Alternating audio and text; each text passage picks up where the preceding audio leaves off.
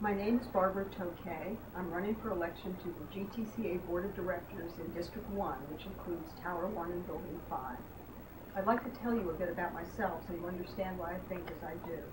I was a single mom with a 7-year-old son when I came to the Galaxy in 1992. My son Andrew and I fell in love with the place, and in 1993 I bought an apartment in Tower 1. This apartment has been our home for 18 years. Like many people, I've made my own way. I've worked all my life, and that's my only source of income. I bought my Galaxy apartment with what I earned. I sent my son to college with money saved from what I earned. I consider myself blessed to have work. Many people, especially these days, are not that lucky. I will turn 65 this year, so naturally retirement is on my mind. Until 2008, I thought of my Galaxy unit as my biggest asset. Now its value is dropping like a rock while maintenance fees are rising, and I wonder if I'll be able to pay when I stop working. And recently I've begun to wonder that I may not be able to sell my apartment if I need to. I know my concerns and worries are shared by many of you. I'm standing for election to the board for several reasons. First, I'm very worried about our future. Second, I've served on the board before, so I'm well aware of our current challenges. Third, I believe that Richard Miller, my opponent, who is the acting president of the board, is not doing a good job. To be blunt, we're in serious trouble. This isn't news to most of you. I know many of you tried to sell your units last year, and you found that no one wanted to buy, even when you reduced the price, and reduced the price again. Why can't you sell?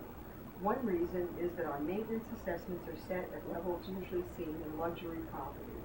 But this property is not maintained like a luxury property.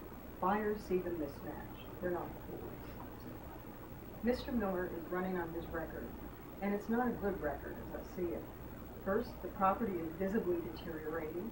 The deterioration seems to be accelerating. Second, the elevators don't work well, and some are out of service for months. Third, it seems like it takes a court order to force repairs and maintenance of fire safety systems. Fourth, we have a big problem with owners who don't pay their maintenance, sometimes for years. In the last 2 years, the GTCA was stiffed for more than $1 million. There's no plan in place to deal with this. All these problems have the same root cause. In 2009, 5 directors, including Mr. Miller, voted to accelerate payment of the GTCA's large construction loan. I know many of you wanted to get rid of this debt. That's understandable. But Mr. Miller and the other directors voting for the plan didn't tell you about the downside. I was one of the 2 directors who voted no to this plan. Both of us understood that there were negative as well as positive consequences, and we told you what to expect. Unfortunately, Mr. Miller and the others who voted yes thought only about the political upside until refinancing was a done deal. Then they took a hatchet to the budget, and this explains why our property looks like a disaster area. The budget was cut to the bone. The elevators. Mr. Miller and I were both on the board in 2008 when we were told that modernization, which is a major overhaul that has been needed for years, should start ASAP. Accelerated loan repayment is costly, and so is the elevator modernization. You can't do both at the same time. But the elevators will not work until modernization is done. Mr. Miller forgot to tell you that. It's not easy to put aside $5 million a year for loan payments, especially without reserves. We have no reserves now. All our extra cash was used as a down payment for loan refinancing. Even with the large maintenance increases and 4 special assessments, we're behind on bills. Most of the money put aside for repairs in 2010 was used to pay 2009 bills. And as assessments continue to rise, more owners find they can't pay, and now, thanks to the skyrocketing maintenance, they can't sell. No one expects a volunteer board to make perfect decisions, but we should demand accountability. I fault Mr. Miller and others on the board for never holding themselves accountable. When something goes wrong, they all sing the same song. Blame it on someone else. Deficiencies in property management are blamed on Cooper Square, the management company. Is Cooper Square on the way out? One rumor says a contract has already been signed with another management company. But let's be blunt, budget cuts are the real culprit. There's a limit to doing more with less. And is it realistic to expect our union employees to work forever without a contract? No contract, no raises since June 2009. Mr. Miller and the board majority think we're paying too much for our loyal and hard-working union employees who keep our property safe, clean, and in working order. Cheap can be costly. The board is certainly responsible for ensuring that the GTCA complies with state safety regulations. By early summer of 2009, it was very clear that several fire safety systems were failing and others had serious maintenance issues. The board majority, including Mr. Miller, were focused on loan refinancing. They said later to fire safety. Push came to shove. The local fire officials, supported by the state fire marshal's office and town officials, issued a punitive order to close the Galaxy garage.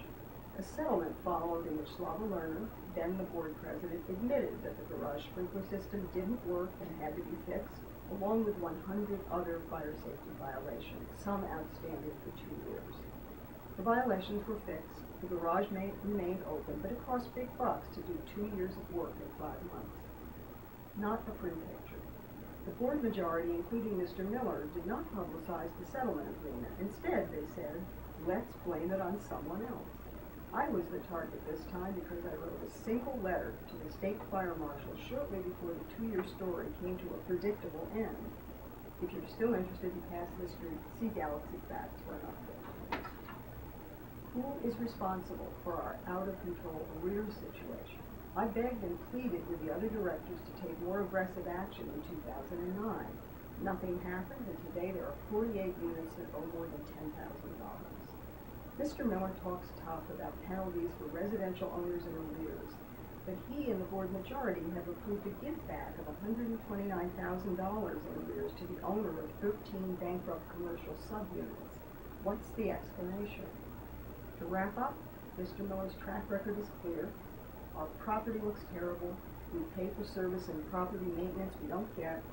Arrears collection is mostly non-existent and not even-handed when done. And lack of respect for GTCA and Cooper Square employees and managers makes our situation even more difficult. What would I do if elected? I would implement these lessons learned. 1, never let our reserves go to zero. 2, arrears, turn over very troubled units to a professional collection agency. Collect rents from tenants living in apartments whose owners are not paying maintenance.